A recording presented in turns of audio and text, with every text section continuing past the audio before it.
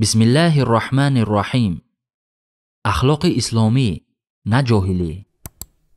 شاید در ذهنت یک سوال پیدا شود که مگر اصحاب با یکدیگر اختلاف نداشتند؟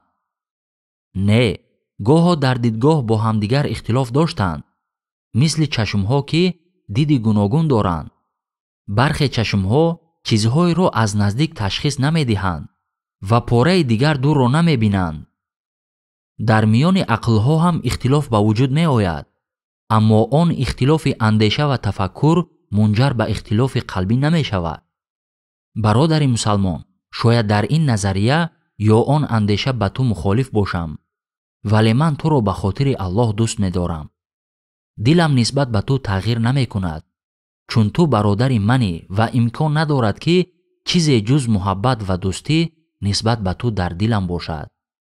برخی از این قبیل اختلافات در زمان صحابه ها وجود داشت، مثل اختلاف ابوذر غفاری و بلال که در مسئله با هم اختلاف داشتند و بحث کردند تا اینکه ابوذر ناراحت شد و به بلال گفت: ای فرزند سیاه زن.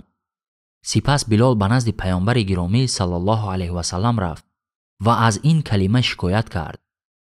پیامبر اکرم صلی الله علیه و سلم ابوذر را دعوت کرد و فرمود: آیا تو او را با مادرش عیب گرفتی؟ تو شخصی هستی که جاهلیت هنوز در وجود تو هست. جاهلیت؟ آره، زیرا این کار از اخلاق اسلامی نیست. با وجود این امروز بسیاری از جوانان مسلمان را می‌بینیم که هنگام تماشای مسابقه های ورزشی سخنان میگویند که اصلاً قابل گفتن نیست و جمله های میگویند که هیچ ربطی به اسلام ندارد. نظرت در مورد کسی که از ملت بدگویی میکند چیست؟ اشتباه کردن مصیبت نیست، چون ما انسانیم و سرشت انسان چنان است که اشتباه میکند و معصوم نیست، اما باید زود از اشتباه بازگردیم و آن را اصلاح کنیم. ابوذر اشتباه خود را میفهمد و به نزد بلال میرود و رویش را به زمین میگذارد و میگوید: تو را به خدا قسم میدهم، پای خود را بر رخسارم بگذار تا آنچه را که در قلبم است از بین ببرم.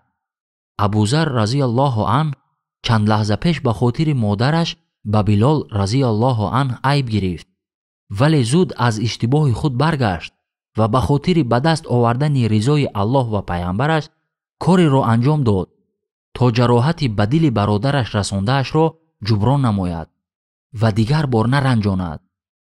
برادران مسلمان، بیاید از آنها یاد بگیریم و مثل آنها از اشتباه‌هایمان زود توبه کنیم. به این خاطر وقتی که رسول خدا صلی الله علیه و سلم فوتید از آنها راضی بود.